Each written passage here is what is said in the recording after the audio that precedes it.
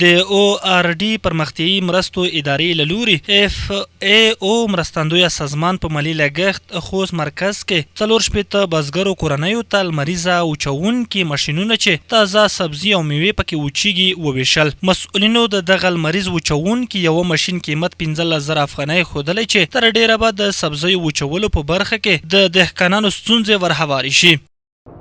415 کسانو ته د سولر ډرایرو ماشینونو توزیع ده. دا البته د هغې 1400 کورنیو چې موږ ورته د سبزیو تخمونه او لاسي وسایل همدارنګه تورې او سپینې سرې پلان کې نیولې. د هغې د جملې نه یو فعالیت دا هم ده چې په دې کې دوه نوي شنې خونې هم دي. دا د خوست ولایت په 9 مختلفو ولسوالیو کې پلي کېږي.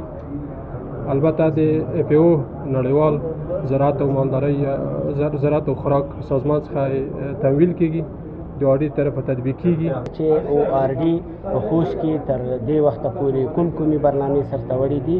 او آر ډي په مختلفو برخو کې خپل فعالیتونه مخته وړي دي او مخته وړي، لکه د سپورت په برخه کې د ځوانانو لپاره په خوست کې او آر ډي د کرکټ سټیډیم جوړ کړی ده چې په هغې کې زموږ تاسې ټول ځوانان لوبې کوي.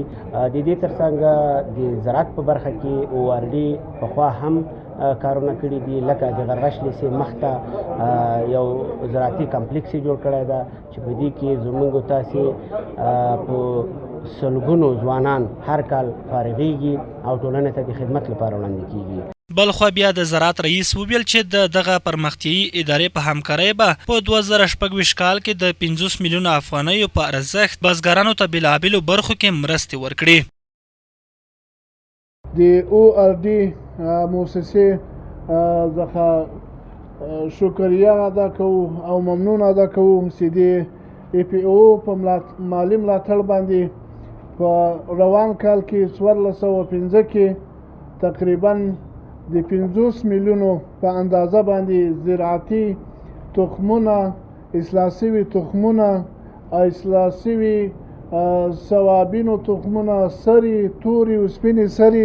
دهقانانو بیا ورکړل شوي لمریز وچوونکي ماشینونه ډېر مهم وبلل او زیاته یې کړه چې له دې وروسته به موسمي میوې او سبزۍ د دغه ماشینونو په وسیله خوندي ساتي. دوی د سړو خونو د جوړېدو غوښتنه هم وکړه. دغه کوم پروګرام د او آر ډي مؤسسې له مخې موږ ته په مثال په کور چوله شوې ده، دې نه ډېره مننه کوو. دا زراعت په برخه کې موږ ډېر ضرورتونه لرو، دا به د موږ دپاره ډېر اړین وي. هغه سبزیجات یا هغه میوهجات چې موږ نشول سوتله او په دې نه په ډېرې ښې استفادې سره به موږ انشاءالله کور وخورو. چې مثال موږ یوه سبزي د پټي نه وړله یا به د بازار نه وړله، د خرڅلاو د بازار دپاره به موږ نشوه سوتله، نو کله شو چې دغې دپاره 2 ورځې 3 ورځې وخت ویر کړو، دغه سبزي به انشاءالله د تجار دپاره هم د بزګر دپاره ډېره ګټوره تمامه شي. چې د غریبو خپلوانو سره د خوست د خلکو سره د مرسته کې کومک کې دا یوه ډېره ګټوره خبره ده د خپلوانو دپاره. او کیدای شي موږ دغه ماشینونه ډېره استفاده وکړو، ډېره ګټه ترې واخلو. دا پخوا نه و، اوس موږ ته چې پیدا شول دې نه موږ حتما کور وخولو او دې نه به استفاده کوو. دغه پرمختیایي ادارې د متون سربیره 9 ولسوالیو کې 415 بزګرو کورنیو ته د لمریزې وچوونکي ماشینونو د ویش لړۍ روانه کړي.